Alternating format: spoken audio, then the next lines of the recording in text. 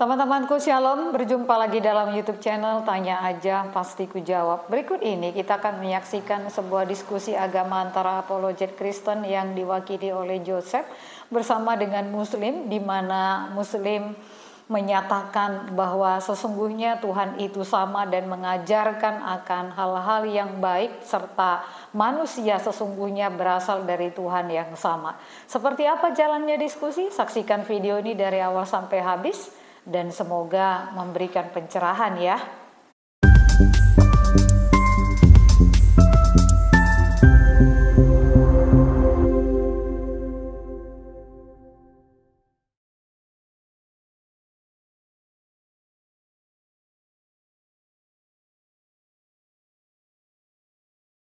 Saya bacakan nggak tentang tafsir? Oh, tidak usah Bang, soalnya apa? Nanti Iya, tidak usah, nanti akan terbandingkan mana yang benar-benar otoritas dari Allah, mana yang memang otoritas dari manusia yang tidak bisa bangkit. 2 Petrus 1:20 jelas itu. Yang terutama harus kamu ketahui ialah bahwa nubuat-nubuat dalam kitab suci tidak boleh ditafsirkan menurut kehendak sendiri, sebab tidak pernah nubuat dihasilkan oleh kehendak manusia, tetapi oleh dorongan Roh Kudus orang-orang berbicara atas nama Allah. Tuh, 2 Petrus 1:20 sampai dengan 21 dalilnya. Maka dalam kekristenan sangat pantang bagi kami untuk tafsir ayat-ayat Alkitab sesuka kami, semau kami dengan kehendak pribadi. Makanya ada otoritas magisterium gereja, pengajaran dari gereja, di mana Roh Kudus berbicara atas nama Allah untuk menafsir bagaimana Alkitab itu. Begitu. Beda dengan Islam kan? Kalau ditanya diskusi itu, setiap diskusi coba teman-teman perhatikan. Misalkan nanya salah satu ayat, itu nanti tafsir satu orang dengan orang lain itu berbeda, gitu. Makanya kita punya satu pertanyaan, ribuan jawabannya. Karena dalam teman-teman dari Islam sendiri tidak ada otoritas menafsir kitab suci, sehingga pribadi per pribadi itu berhak untuk menafsirkan semua mereka. Ya, Gitu. dari tafsiran Abang itu memang apa? Memang dari pelaku sejarah sendiri atau tidak atau hanya analisa di situ? Dari pelaku sejarah sendiri. Saya sendiri. nggak ngerti yang disebut dengan analisa apa? Analisa itu apa sih? Namanya analisa, menganalisa itu artinya apa sih? Menelaah. Cocok nggak kalau misalkan, sah nggak kalau misalkan saya bilang yang kamu sebut sebagai ahli sejarah itu juga Petrus, Paulus, mereka juga bagian dari sejarah. Bahkan Yesus yang adalah tokoh sejarah itu benar-benar nyata, itu disaksikan oleh mereka yang menuliskan kemudian kisah tentang Yesus di dalam Alkitab. Kenapa kami bisa tahu bahwa para rasul itu menuliskan kisah tentang Yesus? Ya, ada baca dalam 1 Yohanes 1 ayat 1. Apa yang telah ada sejak semula, yang telah kami lihat, yang telah kami raba, yang telah kami dengar tentang firman hidup, itulah yang kami tuliskan kepadamu. Itu, para rasul itu, kesaksian para rasul perikopnya. 1 Yohanes bab 1 ayat 1. Makanya kami tahu bahwa para rasul itu menuliskan kesaksian tentang Yesus yang adalah firman Allah yang hidup kekal bersama dengan Sang Bapa, itu dituliskan dan diberikan kesaksian itu kepada kami. Sehingga yang disebut dengan otoritas pengajaran itu diwariskan dari para rasul, yaitu murid-murid Yesus, sampai dengan kepada kami detik ini. Itu versi tafsiran dari keyakinan umat Kristen ya? Itu bukan tafsiran, itu ayat kitab sucinya bahkan. Ya. Itu ayat dalam Alkitab. 1 Yohanes bab 1 ayat 1. Surat Rasul Yohanes yang pertama bab 1 ayat 1. Kalau saya punya keyakinan sendiri boleh nggak di situ, Bang?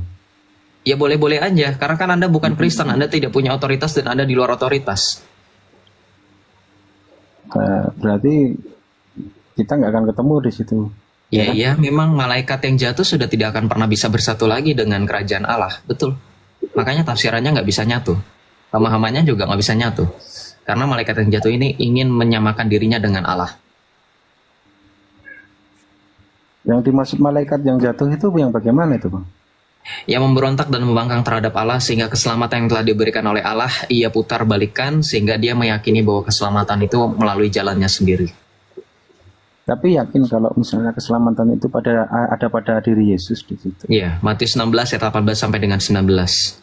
Dan engkau adalah Petrus, di atas batu karang ini aku akan mendirikan gerejaku, dan alam maut tidak akan menguasainya. Kepadamu kuberikan kunci kerajaan sorga. Apa yang kau ikat di bumi akan terikat di sorga, dan apa yang kau lepaskan di bumi akan terlepas di sorga. Itu otoritas Tuhan Yesus yang diberikan kepada Rasul Petrus. Bahkan di situ jelas tadi saya sebutkan bahwa Rasul Petrus diberikan kunci kerajaan surga oleh Tuhan Yesus.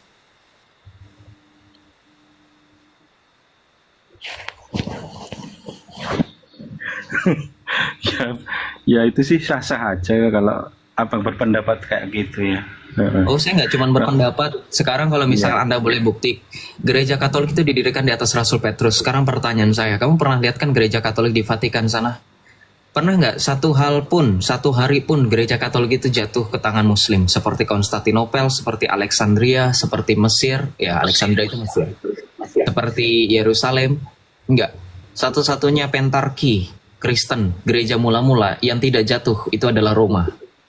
5 pentarki itu Alexandria, Yerusalem, Konstantinopel, Roma, Antioquia.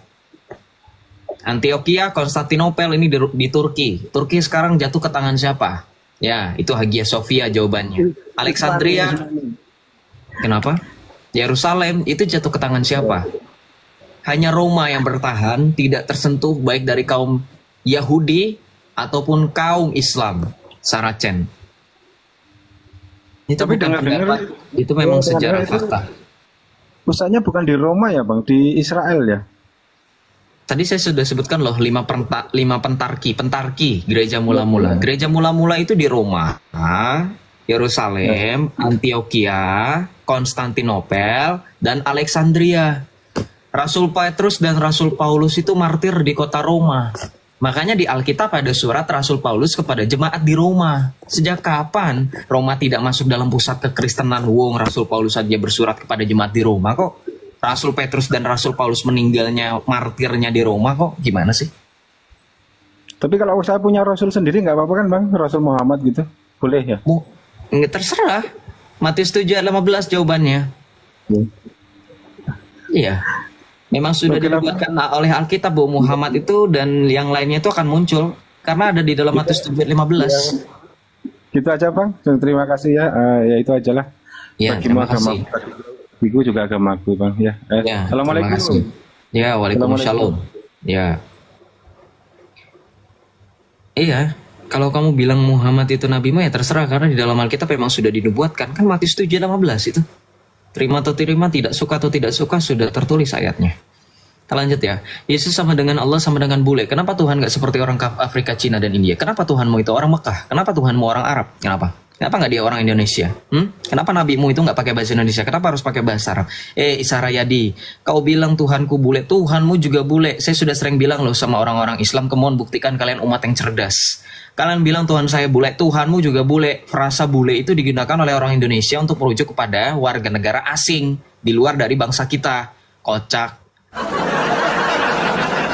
Berarti dengan logika yang sama, Tuhanmu juga bule. Ngerti? Karena Tuhanmu bukan orang Indonesia. Penyebutan bule itu penyebutan orang selain bangsa Indonesia. Ngerti gak sih? Pernah pakai otak gak sih kira-kira? Kalau komentar tuh pernah gak berpikir dulu? Hah?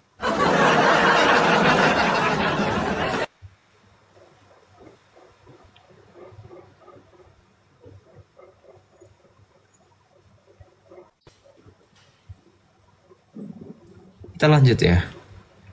Silakan, saya tuh paling suka kalau misalnya kalian di komentar itu kan lebih punya banyak waktu ya untuk memikirkan. Ketika kalian ngetik sesuatu itu kan pasti punya banyak waktu untuk memikirkan ketikan kalian ada yang salah nggak gitu kan.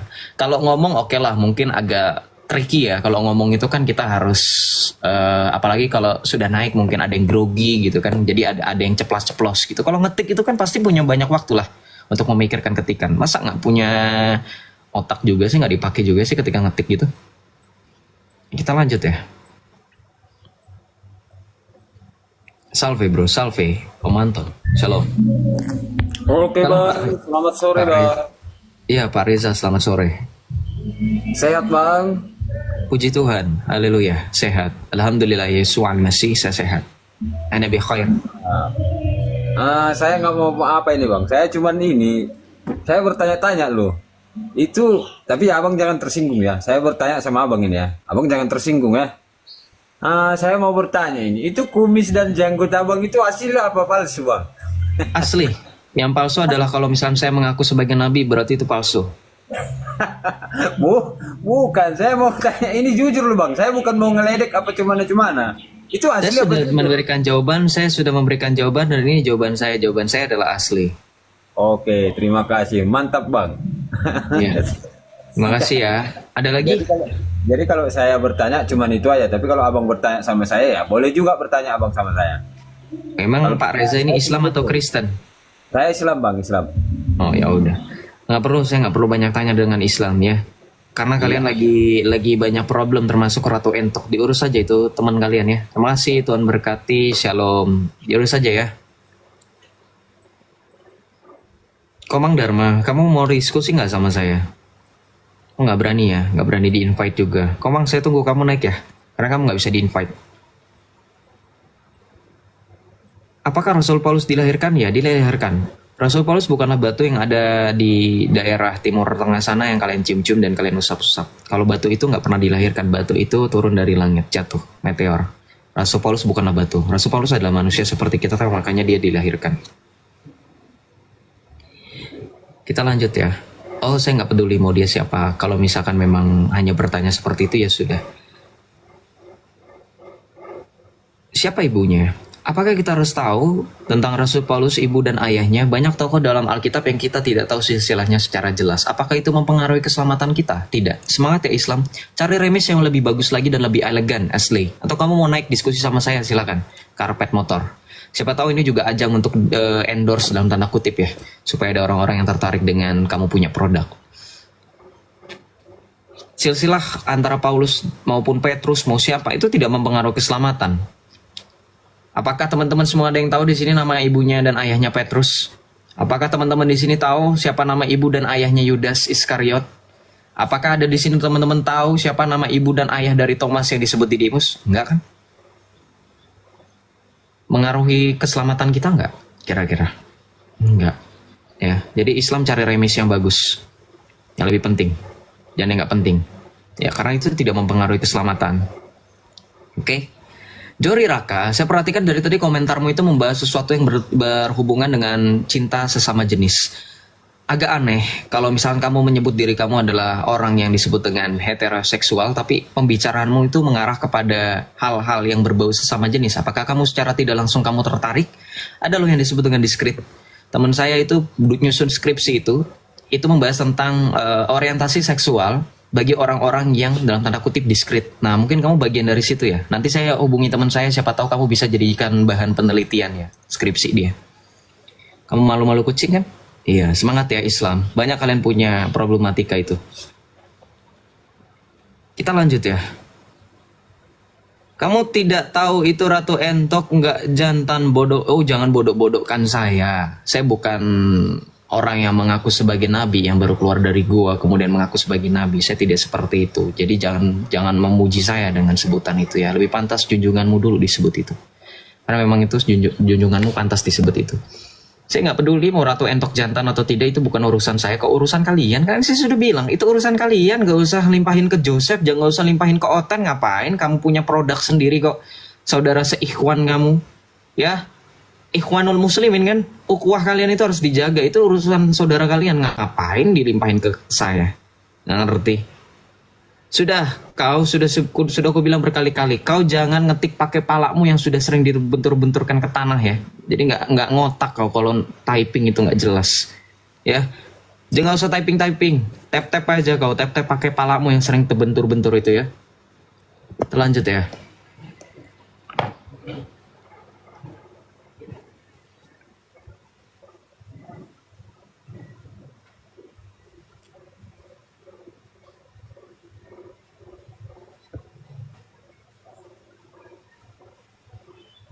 Salve Bro Joseph, bisa ceritakan singkat dulu kisahnya pindah ke Katolik. Oh, Om Bobby, selamat sore, salve juga. Kalau mau cerita lebih jelas lagi nonton di YouTube aja, kesaksian saya sudah banyak yang rekam dan upload. Kalau saya cerita lagi nanti banyak yang kejang-kejang lagi. Saya malas ngeladenin mereka tantrum itu. Nggak ada balon soalnya di sini. Shalom Putra Arya 371, adanya batu mau, nanti kasihan. Shalom Putra Arya 371. Halo, kenapa kamu muslim? Halo, kenapa kamu muslim? Di sini tampilan saya kamu muslim. Oke, turun dulu ya. Daripada kamu muslim di sini saya nggak enak lihatnya gelap. Nih, nama YouTube-nya apa Bang Joseph? Cari aja keywordnya kesaksian Joseph Albert Michael. Saya nggak punya YouTuber secara pribadi yang memberikan rekaman kesaksian saya secara sendiri gitu. Karena saya belum punya banyak waktu untuk upload konten di YouTube. Karena saya masih kuliah, saya juga lagi magang kebetulan, jadi ya belum punya banyak waktu lah untuk urus YouTube itu. Caranya di YouTube, keywordnya itu kesaksian Joseph Albert Michael. Gereja di mana kak? Saya Keuskupan Agung Jakarta. Yesus itu Islam. Islam apa dia? Salafi, Sunni, atau Syiah? Yesus itu. Kalau kamu bilang Yesus itu Islam, buktikan ya.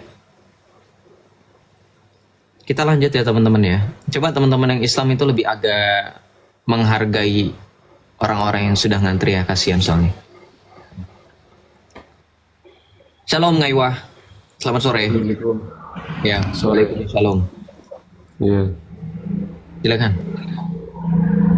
Iya. Kasih pertanyaan dong.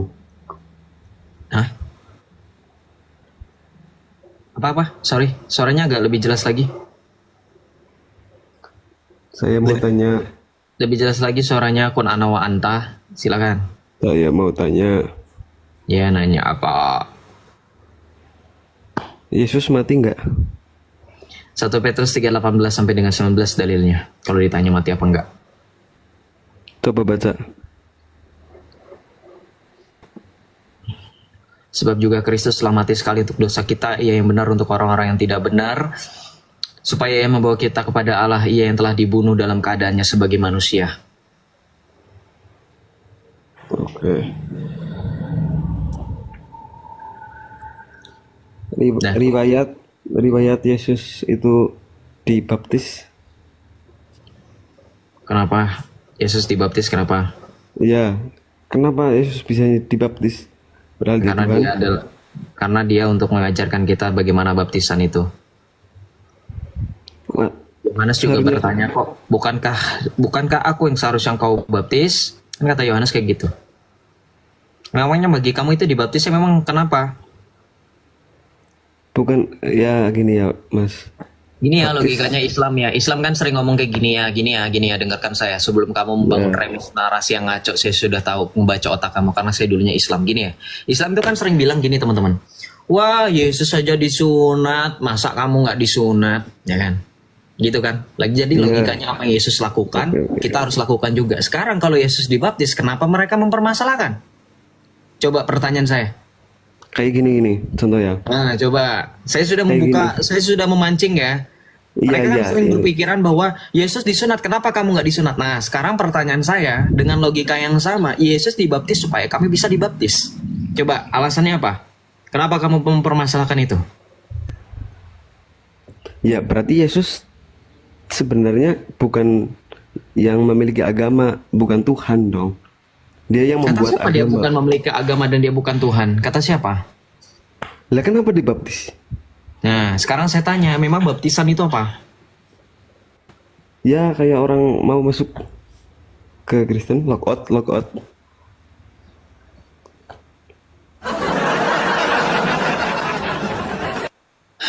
Muhammadmu saja itu syahadat loh.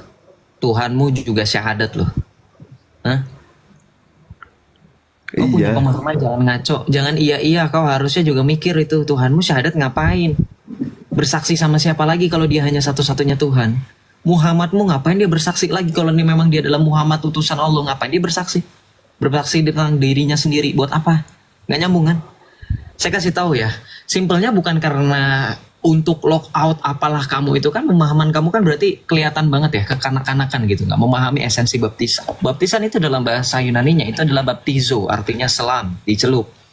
Nah, saya tadi bilang bahwa bahkan dalam Injil Matius, Yohanes Pembaptis itu pernah ya nolak, dalam tanda kutip itu kayak aneh gitu. Kenapa Yesus ini mau dibaptis gitu? Dalam Matius 3:14 sampai dengan 15, Yohanes Pembaptis itu bilang kepada Tuhan Yesus, "Akulah yang perlu dibaptis olehmu dan engkau yang datang kepadaku." Ya, jadi Yohanes juga heran sama, ngapain nih orang ya kan? Harusnya saya yang dibaptis oleh dia gitu kan. Lalu kemudian apa yang dikatakan Yesus? Lalu Yesus menjawab itu, katanya kepadanya, "Biarlah hal itu terjadi, karena demikianlah sepatutnya kita menggenapkan seluruh kehendak Allah." Dan Yohanes pun menurutinya. Jadi mengerti nggak kira-kira? Kenapa Yesus harus dibaptis? Itu untuk menegaskan bahwa Yesus adalah firman Allah, adalah anak Allah yang telah sejak semula Allah berkenan kepadanya. Maka pada saat peristiwa pembaptisan, Teman-teman kan baca dalam Injil ya, dalam Markus 10 ayat 38, dalam Lukas 12 ayat 50 ya, atau makan dalam Injil Matius tadi ya, bahwa ketika tidak lama Tuhan Yesus dibaptis, ada suara dari langit. Nah, suara dari langit itu berseru, inilah anakku yang kukasihi, kepadanya lah aku berkenan. Ini untuk menyatakan kuasa Allah, menyatakan bahwa Allah Tritunggal Maha Kudus, termasuk Bapa dan Roh Kudus, memberikan kesaksiannya kepada Yesus. Bingung nggak kira-kira? Nggak. Bagi orang Yahudi yang memahami hukum miswat, yaitu hukum miswat dalam artian dwiganda saksi, bahwa ketika ada orang menyatakan sesuatu, kesaksian itu harus diberikan oleh 2 orang lebih. Nah, ketika Tuhan Yesus dibaptis, ingat, ada suara dari langit dan ada Roh Kudus turun dalam rupa burung merpati. Itulah untuk mempertegas bahwa apa yang dilakukan Yesus sudah diberikan kesaksian sedari mula. Lah, turun orang ini. Jadi sudah ada jawabannya ya. Itu untuk mempertegas baptisan nanti ke depannya ketika Matius 28 ayat 19 sampai 20. Ya, ketika Tuhan Yesus memerintahkan kepada para murid untuk baptislah mereka dalam nama Bapa dan Putra dan Roh Kudus. Gitu. Dengan dia udah turun duluan, nggak tahu kenapa alasannya.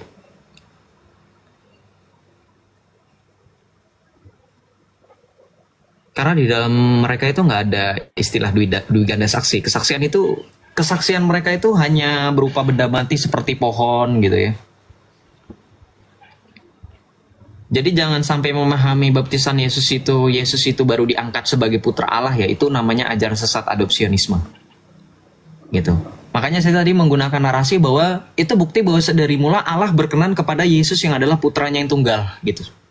Perhatikan kata sedari mula, berarti bukan baru pada saat baptisan Yesus diangkat sebagai anak Allah ya. Sedari mula Allah telah berkenan kepada Yesus yang adalah firman Allah menjadi manusia, putranya yang tunggal, dan pada saat baptisan itu apa yang dilakukan oleh Yesus diberikan kesaksian oleh Bapa maupun Roh Kudus. Sehingga kalau dalam ajaran orang Yahudi, dalam hukum miswat mereka mengenai dwiganda saksi, apa yang dilakukan oleh Yesus itu sudah sangat pas gitu. Karena saya sudah bilang tadi bahwa sedari mula bahkan Yesus sudah diberikan kesaksian oleh 3 orang Majus ya, oleh Simeon, oleh Hana gitu. Jadi apa yang dilakukan oleh Tuhan Yesus itu justru untuk mempertegas bahwa ajarannya itu sudah paten gitu. Ya. Kita lanjut ya. Kenapa dia turun? Dan ini kan bukti ya bahwa ketika dalam Mazmur sendiri, dalam tulisannya Raja Daud ya, dia menuliskan bagaimana sang Bapa itu berkata kepada malaikat ya, inilah anakku yang kukasihi, kepadanya lah aku berkenan gitu. Dan kemudian dalam Ibrani itu kan kemudian Rasul Paulus menuliskan ulang gitu tentang apa yang tertulis dalam Perjanjian Lama. Terutama kalau teman-teman membaca dalam kitab Daniel 7 ayat 13 sampai 14 ketika Nabi Daniel itu mengalami penglihatan tentang anak manusia. Nah itu. Jadi memang Yesus adalah firman Allah menjadi manusia, putra Bapa, anak Allah itu sudah diperanakan sebelum segala abad. Nah, kata sebelum segala abad ini merujuk kepada kepemilikan yaitu sang firman sudah ada sejak kekekalan. Gitu. Ya, shalom anak rantau. Selamat sore. Selamat sore anak rantau.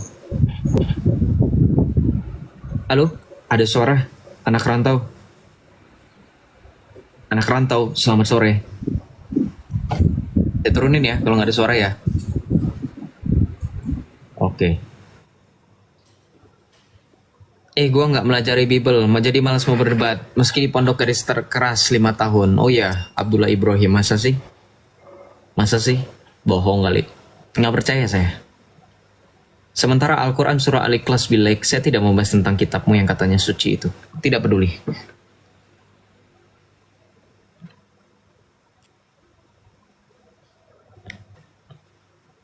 Kita lanjut ya. Salam Abdullah Ibrahim. Salam Abdullah Ibrahim. Salam Abdullah Ibrahim. Salam Abdul. Selamat sore. Bisa berbicara? Silakan berbicara. Suaranya udah terdengar kok. Silakan Abdul.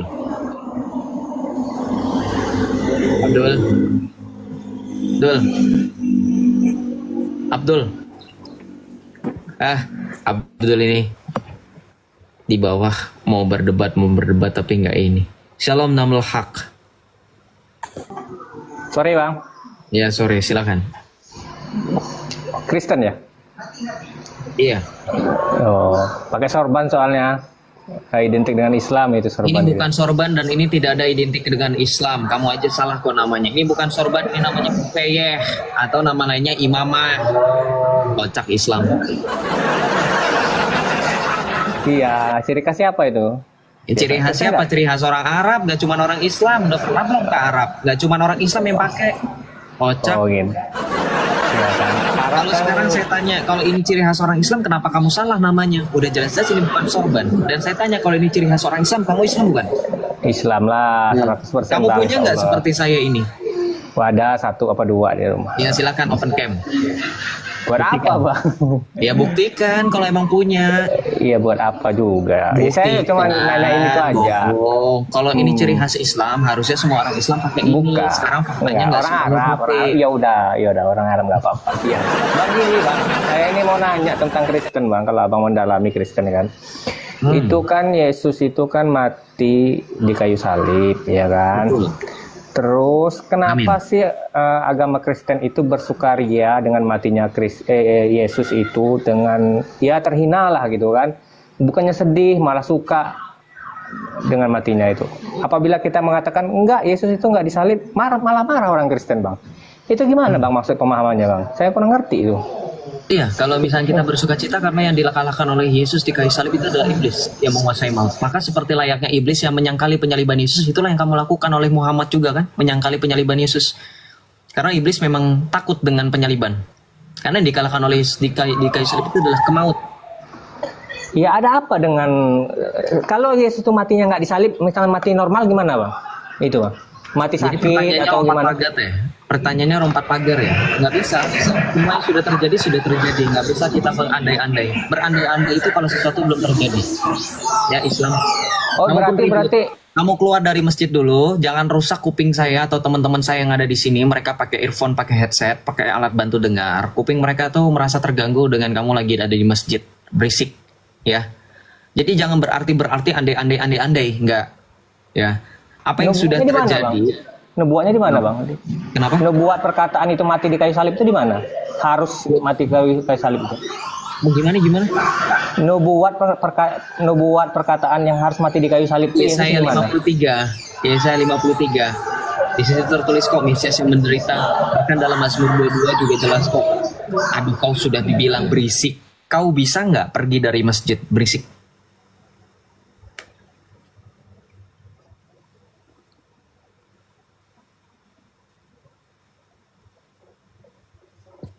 Sakit kupingku.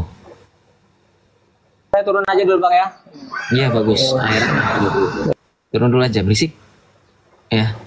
Setahu saya maghrib masih 1 jam lagi di sini waktu Indonesia bagian barat. Kenapa udah berisik aja? Lanjut ya. Lanjut guys. Gimana mau salah kalau jawabnya pakai logika Kristen sendiri maksudnya? Kalau debat langsung turunin maunya paling benar, gak mau kalah Joseph Haris Tambunan, kau berdalil loak kau. Dengarkan saya tidak pernah berdebat. Ngerti nggak kata debat itu apa, definisi debat dan bagaimana debat itu?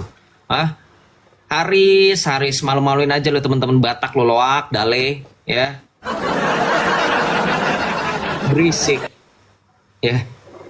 Saya turunin, saya sudah sering bilang sama teman-teman yang nonton dan teman-teman yang nonton sudah tahu kok. Bahkan teman-teman sendiri yang minta saya turunin. Biasanya yang sering diturunin apa? Yang nggak jelas, yang congor, ya nggak, yang stres, itu yang saya turunin. Kalau kamu membela itu berarti kamu sekumpulan sama mereka. Ngerti kamu Haris? Kamu berisik kamu. Kalau kamu mau naik aja diskusi, kamu nggak berani kan? Accept invite dari saya kan? Mau diskusi kamu nggak berani kan? Ya iyalah karena kamu pengecut, ya nggak? Merasa paling pinter, of course. Kenapa? Karena saya ngadepin orang-orang seperti kamu yang cuma berani typing aja. Ya kalau dibandingkan sama saya lebih pintar daripada kamu lah. Karena kamu cuma berani di balik akun palsu terus cuma typing. Gimana nggak pintar coba saya? Kalau misalkan saingannya kamu. Jadi saya nggak merasa tersaingi, bahkan selevel pun nggak. Ya. Coba next usahakan supaya tidak pakai akun palsu ya. Kamu pakai nama akunmu pen not a loser, tapi kamu sebenarnya loser loh. Tau nggak loser itu apa? Ya. Kamu. Lanjut ya. Islam. Cari sesuatu lain untuk berusaha untuk menjatuhkan Joseph, karena biasanya Joseph itu suka memutarbalikkan justru. Terbalikan omongan kalian. Bang, kabar baik, kita punya kardinal baru. Iya, Habemus Kardinalim. Shalom Kahar, selamat sore.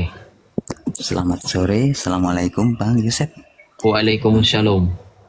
Ya, ini saya mau bertanya ya, kenapa kok umat beragama itu sering ada beda pendapat, ada beda, itu kan sebenarnya wajar kan.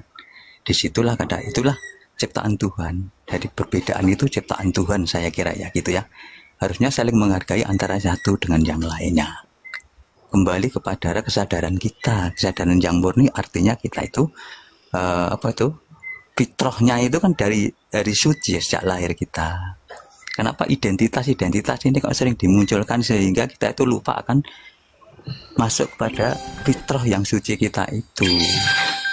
Kita kan harus sadar dari tempat yang sama, dari tempat yang diciptakan oleh Allah, dengan punya tangan, punya mata, kita kan sama. Nah, seharusnya kita sadar akan ke sana. Jadi kenapa kita? Saya teringat dengan saya belajar juga ya tentang, bukan saya untuk menghina satu lain. Karena apa? Karena agama yang baik adalah yang merubah pengaruhnya menjadi baik. Menurut saya gitu ya. Ya.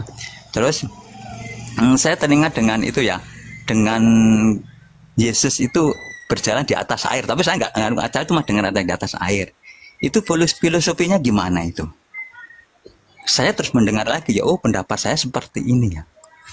Filosofinya adalah air itu adalah filosofi yang diperdalam simbol pikiran yang beria. Akhirnya disitulah pikiran kita selalu beria. Itu pikiran kita selalu, wah ada penilaian, ada penghakiman, ada mengatakan salah, dualisme itu salah, itu benar, itu salah, menurut saya benar, itu keyakinan saya benar. Tapi kenapa Yesus berjalan di atas itu? Yang artinya adalah seseorang yang bisa melewati pikiran yang beria. Berarti di situ ada sifat belas asih dan kasih sayang. Itu sifatnya Yesus, seperti itu. Sifatnya Nabi Muhammad juga seperti itu. Saya kira karena Nabi itu utusan daripada Allah itu sendiri kan gitu. Nah, akhirnya setelah ada belas asih, tidak mungkin terjadi suatu gap seperti ini. Karena apa? Sifatnya saling kasih sayang antara satu dengan yang lainnya walaupun berbeda. Karena kita adalah dari sumber yang sama. Dari Tuhan, sumber yang sama, diciptakan dengan bentuk yang sama. Itulah.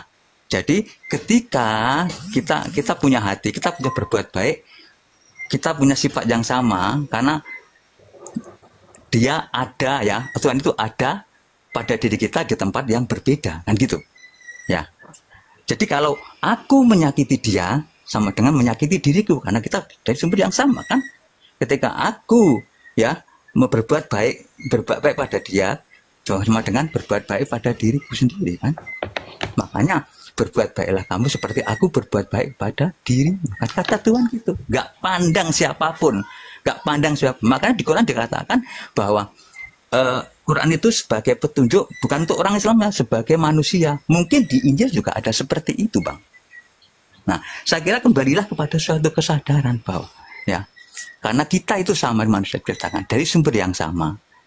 Siapa yang menganggap dirinya tidak dari sumber Tuhan yang Maha Esa yang sama, saya kira itu pendapat dia. Kan saya bahwa kita sama, punya bentuk yang sama, tapi dengan rupa yang berbeda. Kalau kita melihat seseorang, umpamanya kita melihat seseorang, kebanyakan orang itu dilihat dari perbedaannya, bukan persamaannya. Harusnya dilihat dari persamaannya, gitu loh. Jadi kita sama-sama makhluk Tuhan. Bahkan di Jawa itu ada yang kita ditugaskan ke dunia adalah untuk apa? Mamayu hayuning bawono, mempercantik yang sudah cantik sehingga indah hidup itu, Bang. Saya kira nggak perlu kita masalah kitab-kitab itu berdebat sehingga nggak perlu. Itu kan konsepnya masing-masing dari sumber dari Tuhan. Kenapa diturunkan untuk benerin orang-orang yang lenceng dari jalan Tuhan? Itu semua kitab seperti itu. Dan intinya adalah kitab itu untuk ya untuk kembalikan kepada diri kita, masuk ke dalam diri kita, belajar kitab untuk diri kita sendiri, masuk ke dalam diri kita. Sekarang kita ada di dalam apa ya? Di dalam Injil juga mengatakan gitu kan, Tuhan bersama kamu dimanapun kita berada diri kita. Kita bersama Tuhan dimanapun. Islam juga gitu. Tuhan itu tidak jauh dari ulat leher. Tuhan itu bersama kita dimanapun kita berada. Kan gitu. Artinya adalah itu sudah alamat yang jelas bahwa Tuhan itu alamatnya ada di dalam diri kita. Makanya bertuhan kan, man arofa nafsahu faqad arafat, kenalah dirimu, pasti akan mengenal Tuhanmu. Itu loh. Saya kira saya enggak perlu yang itu, seperti itu konsep, itu udah pikiran kita. Karena apa? Pikiran itu dualitas, bukan realitas. Kita masuk ke dalam realitas Tuhan itu sendiri. Kata la ilaha illallah, ilahnya itu tiada Tuhan, ilahnya itulah. Ilah itu konsep, yang kau pertuhankan siapa? Tapi kalau Allah itu realitas, Bang. Jadi Allah itu sendiri, karena yang menggerakkan kita semua, badan kita itu Allah. Pikiran ya kalau kita berbeda pendapat dengan Allah, berarti pikiran kita, ego kita yang timbul. Kalau ego itu bukan dari yang sang kesadaran, ego itu daripada ego kita. Berarti ego kita itu berarti kesombongan kita, Bang. Ini saya bukan mengajari ya. Saya ini bukan mengajari ya. Ini saya ini ya, saya pikir kesadaran seperti inilah. Gimana ada perdamaian di Indonesia antar umat beragama? Bukankah semua Rasul mengajarkan kebaikan untuk sama umat beragama itu kita saling melindungi? Ya, kita nggak terbatas pada umat yang lainnya. Itu loh. Karena apa? Ya itu tadi ya, memayu hayuning bawon, macam indah cantik, sehingga dunia itu akan suatu kedamaian. Ini kalau kita berkonsep kepada dualitas.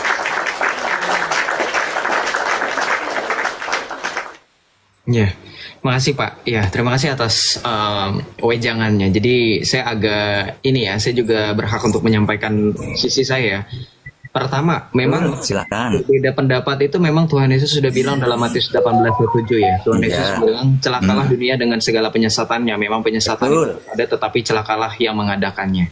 Gitu. Maka ketika kita melihat bagaimana orang-orang melihat Yesus, contoh seperti Bapak narasikan bahwa Tuhan Yesus itu berjalan di atas air, ada filosofisnya enggak? Saya melihat itu bukan filosofis, saya melihat itu peristiwa yang nyata bahwa Tuhan Yesus dalam Injil Matius 14, ketika Tuhan Yesus berbicara atau bahkan dia ditantang dalam tanda kutip oleh Petrus ya, Matius 14 ayat 28-31. Ya, Petrus berbicara kepada Yesus. Petrus berseru dan menjawab dia, Tuhan, apabila engkau itu, suruhlah aku datang kepadamu berjalan di atas air. Kata Yesus, datanglah. Maka Petrus turun dari perahu dan berjalan di atas air mendapatkan Yesus. Tetapi ketika dirasanya tiupan angin, takutlah ia dan mulai tenggelam. Lalu berteriak, Tuhan, tolonglah aku. Segera, Yesus mengulurkan tangannya, memegang dia dan berkata, hai orang yang kurang percaya, mengapa engkau bimbang? Jadi filosofisnya lebih dalam dari yang Bapak narasikan tadi. Bukan soal mengenai tanda beriaknya pikiran kita atau apapun itu.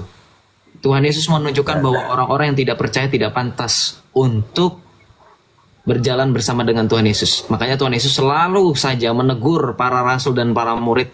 Ya, sering banget Petrus itu kena tegur sama Yesus ya kan.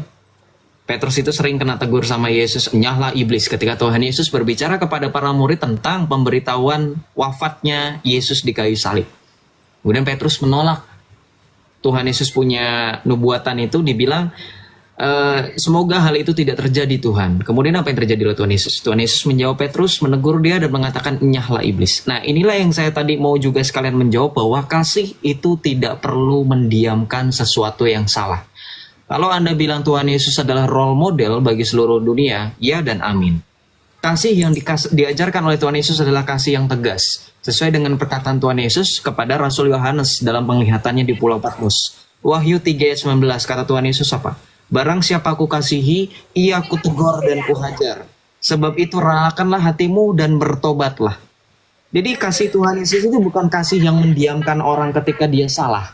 Kasih yang mendiamkan ketika mereka punya pemahaman yang tidak seturut dengan kehendak Allah. Kasih Yesus itu selalu tegas. Kasih Yesus itu selalu menegur dan menghajar. Orang disebut dengan mengasihi itu kalau dia menegur dan menasihati. Saya sering pakai analogi. Bukti cinta kasih orang tua itu tidak hanya dengan bilang I love you ke anaknya. Ketika anaknya butuh nasihati, ketika anaknya butuh masukan, orang tua itu sering pakai caranya sendiri. Ada yang menggunakan cara kekerasan, dalam tanda kutip kekerasan itu sudah pasti sayang dengan anaknya. Tuh. Dan itulah bentuk kasih. Makanya saya bilang justru ketika saya mengasihi teman-teman di luar Kristen yang selama ini salah paham dengan Yesus Kristus, saya menegur. Seperti Tuhan Yesus tegur. gitu. Contoh kasus seperti Ratu Entok yang sekarang lagi rame, itu ditegur berkali-kali karena kasus Ratu Entok itu sudah lama. Waktu itu kan teman-teman juga ada yang nonton kan debat saya sama Elia sama Coach Charles waktu itu di live ini juga udah lama, memang tahun lalu sama Ratu Entok. Itu sudah lama memang beliau seperti itu dan sudah sering ditegur. Itu bentuk kasih kami. Bukannya kami kemudian tidak suka, membenci dan seterusnya, enggak. Gitu. Betul. Jadi sama. Ya. Jadi gini. Perbedaan ada bukan karena ciptaan Tuhan atau bahkan Tuhan yang menghendaki perbedaan. Ya, perbedaan secara sosial itu memang diwajarkan. Tetapi karena kita berasal dari sumber yang sama, kata Pak Kahar, bagaimana mungkin input yang sama tapi outputnya berbeda? Nggak bisa. Maka kalau misalnya kita berasal dari satu sumber, yaitu sesuai dengan 1 Korintus 8 ayat 6, ya. Kalau dibilang hanya ada satu Allah, hanya ada satu Tuhan, ya saya sepakat dengan itu. 1 Korintus 8 ayat 6 kan menyebutkan. Namun bagi kita hanya ada satu Allah saja, yaitu Bapa, yang daripadanya berasal segala sesuatu dan untuk Dia kita hidup, dan satu Tuhan saja, yaitu Yesus Kristus. Ya, saya sepakat di poin itu. Tetapi ingat tadi saya kutip di awal Matius 18 ayat 7 yang Tuhan Yesus sudah kasih tahu kepada kita. Perbedaan itu ada karena apa? Tuhan Yesus bilang celakalah dunia dengan segala penyesatannya. Memang penyesatan itu harus ada, tetapi celakalah yang mengadakannya. Justru perbedaan itulah yang membuat kita sekarang punya point of view berbeda tentang keselamatan. Tapi keselamatan yang pasti, satu dan utuh hanya di dalam Tuhan Yesus. Itu yang sekarang orang-orang itu Ya Pak ya, mau tak potong dulu ya. Gitu. Ya, nah ya, potong dulu sebentar saya mah. Ya. Perbedaan boleh. Karena menurut keyakinan apa yang kita. Tapi kalau agama itu kan jalan, itu jembatan menuju satu titik kepada Allah, kepada Bapa tadi ya, ke satu titik.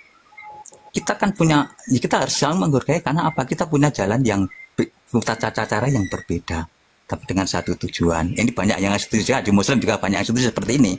Tapi saya begitu tuh, karena makanya dari cara masing-masing itulah saringlah kamu menghargai punya jalan yang sama, karena benar enggaknya itu Allah yang menentukan kan. Kalau menurut Kristen itu, kalau menurut Hindu itu, jalannya dia benar-benar oke saja lah.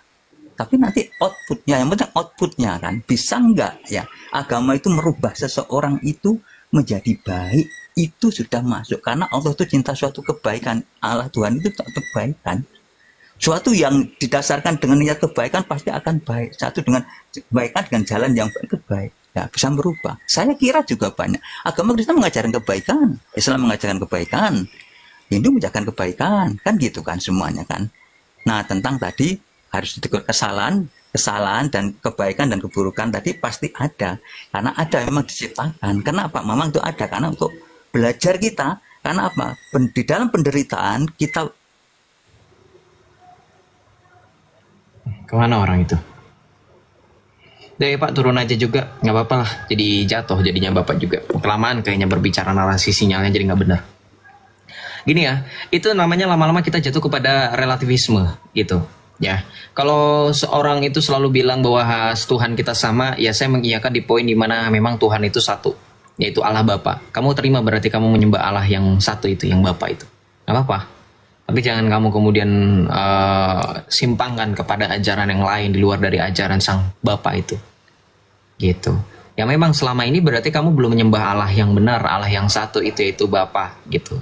Itu pemahamannya. Jadi gini, jangan menarasikan seolah-olah perbedaan itu Tuhan kehendaki, perbedaan dalam tanda kutip ya, perbedaan tentang iman itu. Gini, kalau dibilang agama semuanya mengajarkan kebaikan, ya baik itu belum tentu benar. Ya, baik itu belum tentu benar. Kalau benar sudah pasti baik, gitu ya. Jadi paham ya. Kalau misalkan berbicara mengenai hanya kebaikan tetapi tidak kebenaran, saya kurang setuju. Karena kebaikan itu harus ada kebenaran di situ. Jadi kalau sudah ada kebenaran, sudah pasti ada kebaikan. Tuhan Yesus sudah menjawabkan dalam Yohanes 14 ayat 6. Yohanes 14 ayat 6 ya. Akulah jalan dan kebenaran dan hidup ya. Kalau Tuhan Yesus sudah bilang akulah jalan, jalan itu adalah Yesus, kebenaran itu adalah Yesus, dan hidup itu adalah Yesus, ya udah. Berarti tidak ada jalan yang lain. Gitu. Jalan-jalan yang lain itu adalah jalan-jalan buatan manusia yang ujung-ujungnya otomatis buntu. Gitu. Tahu kan gang buntu? Nah itu buatan manusia juga ya, cara bagaimana supaya sampai kepada Tuhan, tapi nggak, you got nothing gitu. Buntu, harus putar balik ya kan? Itu yang dulu saya alami ketika saya masih di sana sebelum saya menjadi pengikut Kristus. Dan iya Pak, jadi kalau di sini itu kan karena saya menghendaki supaya orang itu bertanya dan juga mungkin ya mempertanyakan sesuatu tentang iman kekristenan. Jadi kalau Bapak mau lebih lama lagi mungkin harus menunggu 4 hari lagi. Karena saya baru ingat di kalender sekarang tanggal 7, yang berarti ini adalah hari Senin. Jadi kalau Bapak mau lama lagi, mau dalam tanda kutip ya ceramah, mungkin di hari Jumat ya Pak ya. Hari Senin tidak ada ceramah atau tidak ada khutbah. Tapi ceramah di hari Jumat itu jangan di room saya, di masjid Bapak dekat rumah. Ya, kita lanjut. Iya, oke. Selamat pagi. Sore. Grogi ya? Ya, selamat sore. Shalom. Grogi. Iya, aku tadi aku tadi mau membahas tadi yang abang narasikan di Matius 7:15 tadi. Kan ada bang Mbak tadi itu menubuatkan tentang Nabi Muhammad. Kita baca aja di ayatnya 15 saja kita dulu. Waspada terhadap nabi-nabi palsu yang datang kepadamu. Kepadamu itu siapa? Pada siapa Yesus berbicara? Kepada kita semua. Waduh, berarti abang ini sesat ini. Ini Yesus berbicara kepada muridnya, Bang. Iya, tapi perikopnya coba di situ guru-guru dan pengajar-pengajar palsu. Dan itu kalau misalnya kamu baca sampai selesai perikopnya, itu sampai berbicara kepada akhir zaman. Karena nanti Yesus itu kan ngomong, nyahlah daripadaku, kamu semua sekalian pembuat kejahatan. Itu kan berbicara pada saat nanti pengadilan Tuhan Yesus di akhir zaman. Jadi nggak cuma berbicara hanya pada zaman para rasul, tetapi sampai ke akhir zaman ayat itu kepake. Pengingat dari Tuhan Yesus kepake. Selamat ya Islam, bahasa yang sudah pernah dibahas. Ini kan dikatakan Yesus yang datang kepada muridnya. Pernahkah Nabi Muhammad pernah datang kepada muridnya? Siapa yang pernah datang kepada murid? Itu sampai akhir zaman Yesus. Kamu baca nggak sampai satu perikop sudah ada jawabannya dan sudah saya jawab, kamu nggak masuk. Di sini kan Yesus berkata sama muridnya, Bang. Jangan pasang sana dulu. Aduh, bro, berani nggak kamu baca sampai selesai?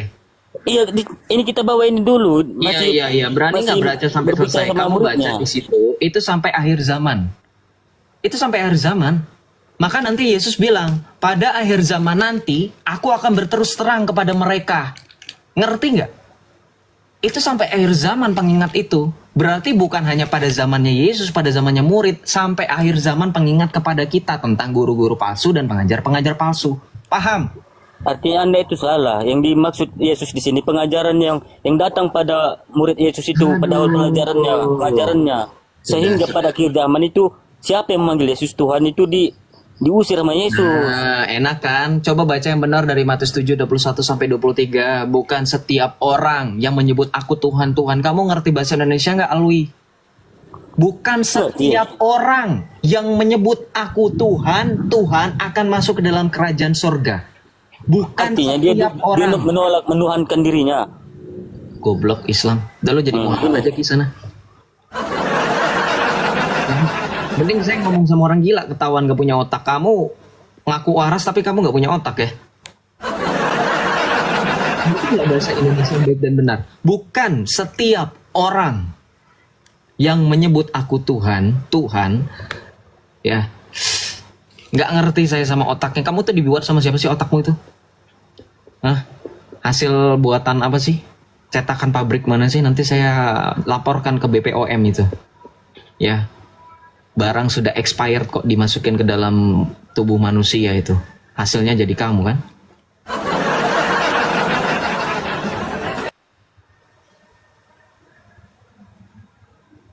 Bukan setiap orang, itu kata-kata untuk menyebut bahwa nggak semua orang yang menyebut Yesus Tuhan akan masuk ke dalam kerajaan surga. Ngerti nggak Islam?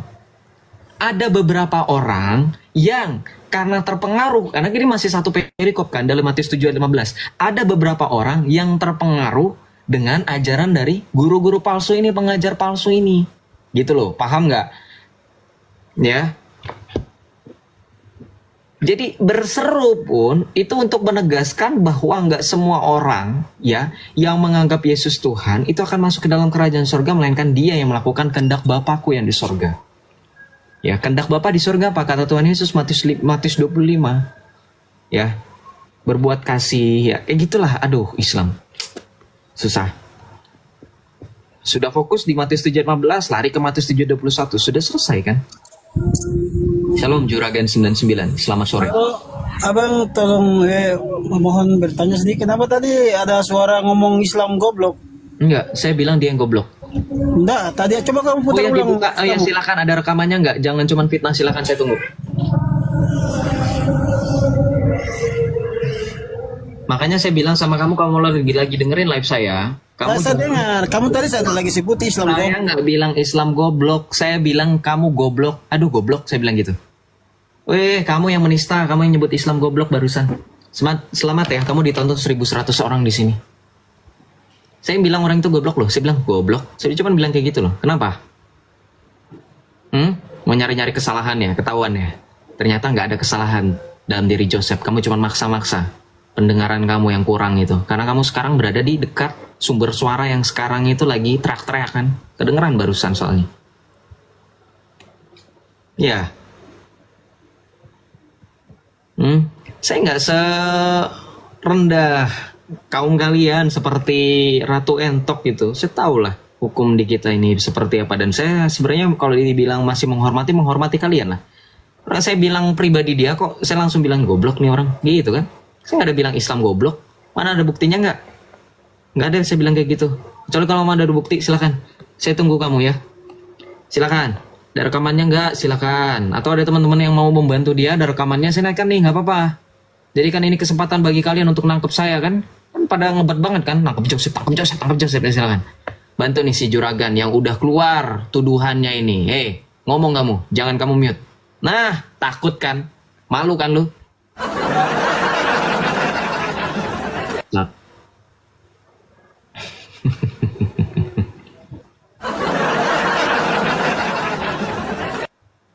Up saya mas, kamu itu request MDN Faris ya.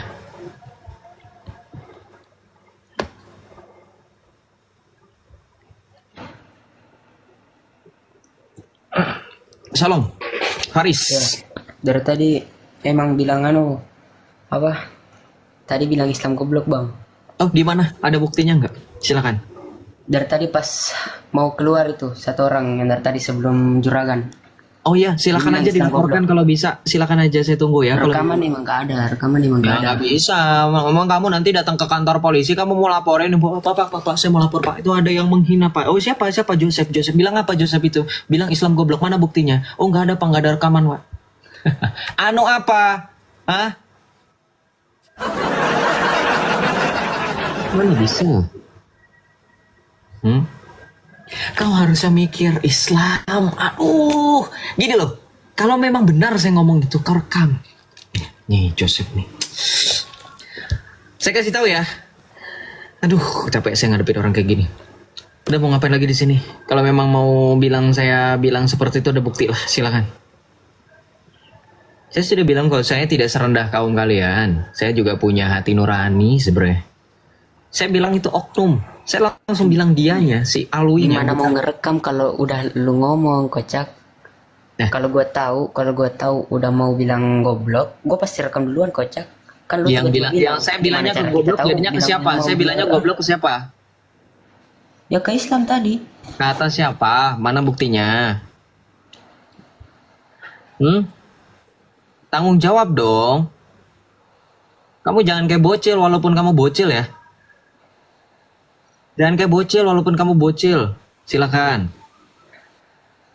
Mana buktinya? Jangan kelamaan, jangan buang-buang waktu. Cara dapat bukti kalau lu udah ngomong gimana, kocak? Ya nggak tahu. Yang kocak itu saya atau kamu?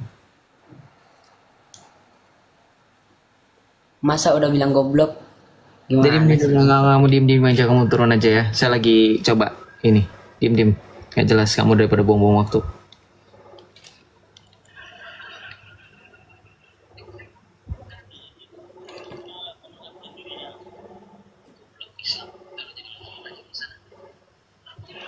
Gak jelas.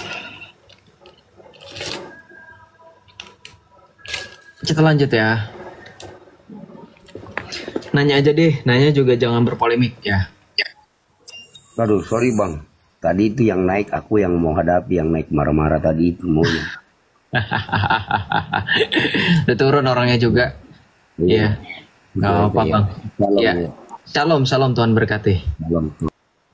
Puji Tuhan, kita sudah menyaksikan bersama diskusi agama ini dari awal sampai habis, dan dari diskusi ini kita dapat melihat bahwa satu alasan ataupun penjelasan dari Joseph yang sangat baik yang mengatakan bahwa sesungguhnya memang semua agama mengajarkan hal yang baik. Oke, tetapi tahukah kita bahwa sesungguhnya tidak semua agama mengajarkan tentang jalan keselamatan yang sama.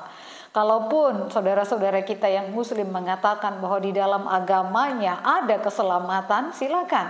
Tetapi yang jelas dalam firman Tuhan berkata bahwa Tuhan Yesus dengan jelas berkata bahwa hanya Dialah jalan kebenaran.